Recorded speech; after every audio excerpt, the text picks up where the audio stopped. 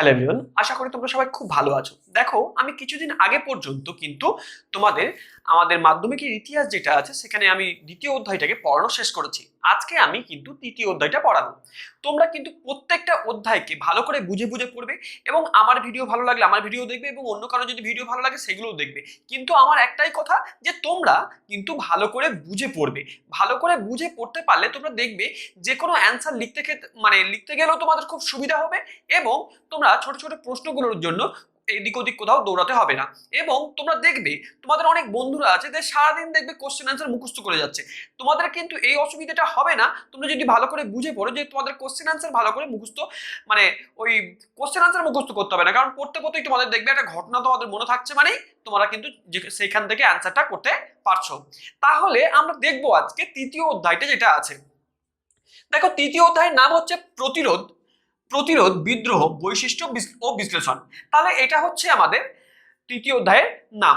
মানে বলা হচ্ছে যে কি কি বিষয়ে প্রতিরোধ হয়েছিল এবং কারা প্রতিরোধ করেছিল এবং তাদের বলা হচ্ছে কি কি বিদ্রোহ হয়েছিল আমাদের ভারতবর্ষের ক্ষেত্রে এবং তাদের বৈশিষ্ট্য এবং বিশ্লেষণ। কোন কোন বিদ্রোহ হয়েছিল আমি আজকে এই চ্যাপ্টার থেকে তোমাদের বলে দেবো যে কোন বিদ্রোহগুলো সব থেকে বেশি ইম্পর্টেন্ট এবং এবছরের জন্য কোন বিদ্রোহগুলো সব থেকে ভালো আসতে পারে। এবার আমরা কিন্তু দেখব যে একটা সময় ছিল, ধরো ইংরেজরা এসেছে কবে বলতো, যে 1757-তে এখানে পাকাপাকি ভাবে বসবাস করতে লেগেছিল। আর 1757-তে কি হয়েছিল বলতো, যে পলাশির যুদ্ধ হয়েছিল।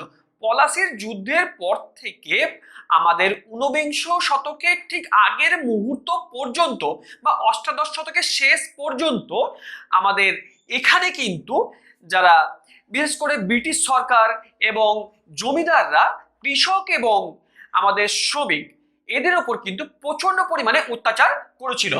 এবার বলা হচ্ছে যে চিরস্থায়ী বন্দোবস্ত প্রবর্তনের পর নব্যসৃষ্ট যারা হচ্ছে জমিদার এবং আমাদের ইংরেজ সরকার মিলে আমাদের ভারতীয়দের ওপর অনেক রকম অধিকারকে কেড়ে নেয়, বিশেষ করে অরণ্যের অধিকারকে কেড়ে নিয়েছিল।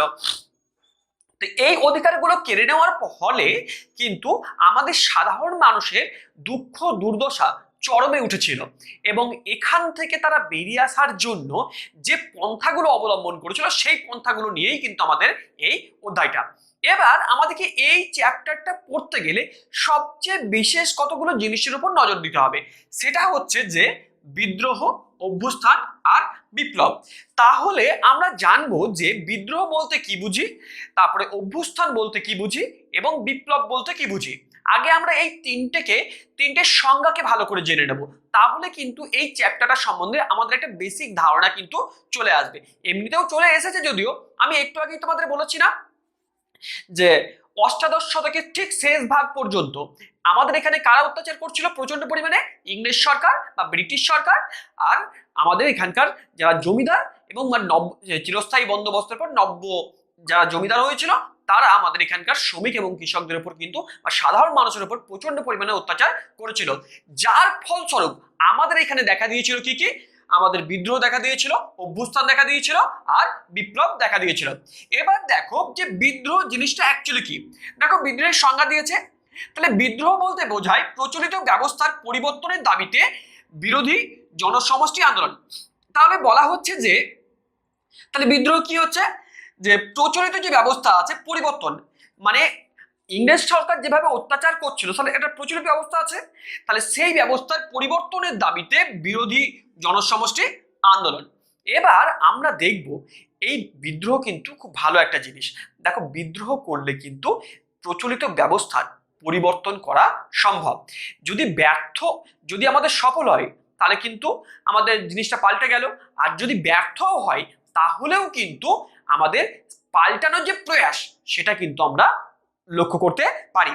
এবার দেখো যেটা আছে অভ্যুত্থান। তাহলে অভ্যুত্থান বলতে বোঝায় কোন প্রচলিত ব্যবস্থার বিরুদ্ধে একাংশের সশস্ত্র সংগ্রাম।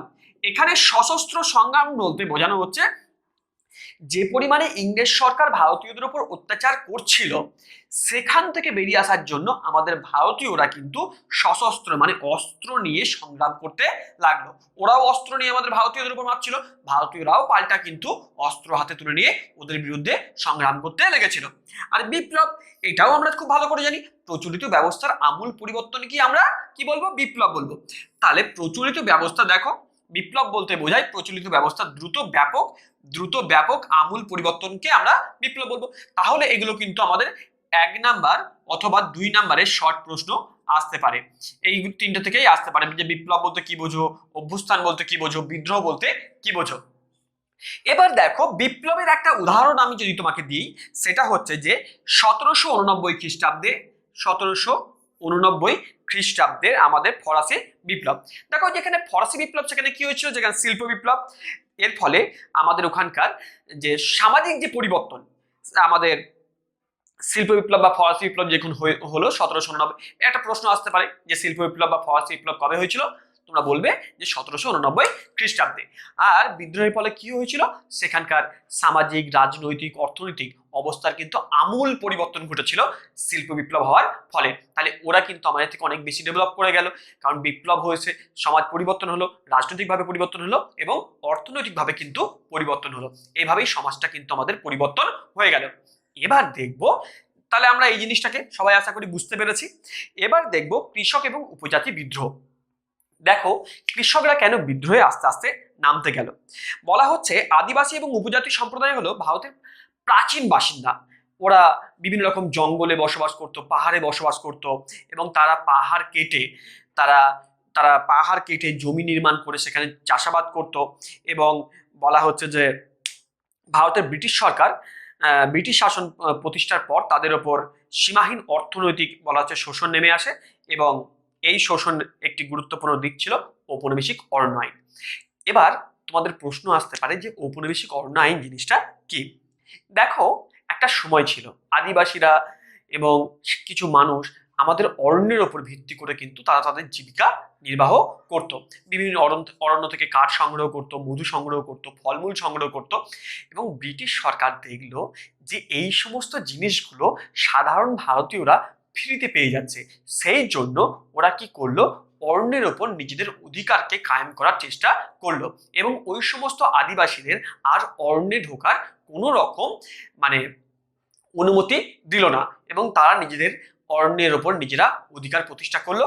এবং দেখবে সেই জন্য 1865 খ্রিস্টাব্দে ওরা প্রথম কিন্তু অরণ্য আইনকে পাশ করেছিল। এর ফলে ওরা কেন এটাকে করতে গেল, দেখো ওদের কাছে ওই যে ফল, মধু এইগুলোর থেকেও বড় কথা অরণ্যের উপর বিভিন্ন ভালো ভালো কাঠ, শাল, সেগুন, এই সমস্ত কাঠগুলোকে তারা নিজেদের দখলে নিতে চাইলো, যেগুলো ভারতীয় সাধারণ মানুষরা অনেকটা ফ্রিতেও পেত বা খুব কম টাকার বিনিময়ে কিন্তু তারা সংগ্রহ করত। এবার দেখবে যে তারা দেখলো যে এই সমস্ত কাঠগুলো কিন্তু অনেক মূল্যবান কাঠ, এবং তারা এখান থেকে নিজেদের অরণ্যের অধিকার নিয়ে তারা কিন্তু চলে গেছিল, তাদের দেশে এই সমস্ত কাঠগুলোকে ট্রান্সফার করতো। এর ফলে তারা কিন্তু অনেক পরিমাণে লাভবান হচ্ছিল, সেই জন্য তারা ঔপনিবেশিক অরণ্য আইনকে প্রতিষ্ঠা করলো। তাহলে প্রথম ঔপনিবেশিক অরণ্য আইন কবে প্রতিষ্ঠা হলো? 1865 খ্রিস্টাব্দে। তাহলে অরণ্য আইন প্রথম অরণ্য আইন পাশ হয় কবে? 1865 খ্রিস্টাব্দে। তাহলে প্রথম অরণ্য আইন পাশ হয়েছিল কবে? 1865 খ্রিস্টাব্দে। এবং তারা এইভাবে অরণ্যের অধিকারগুলোকে নিজেদের দখলে নিয়েছিল, এবং এই অধিকারগুলো পাওয়ার ফলে ব্রিটিশ সরকার কিন্তু অনেকটাই লাভবান হয়েছিল। তাহলে আজকে আমাদের ক্লাসটা এইটুকুই থাক। আমরা নেক্সট দিন এই অরণ্য আইনকে নিয়ে আরো বিস্তারিতভাবে আলোচনা করব, এবং এর পরে দেখা যাবে যে যে সমস্ত মানে বিদ্রোহগুলো আছে সেই সমস্ত বিদ্রোহগুলো নিয়ে আমি এরপরে মানে ধরে ধরে প্রত্যেকটা বিদ্রোহকে পুঙ্খানুপুঙ্খভাবে ভালো করে আলোচনা করব।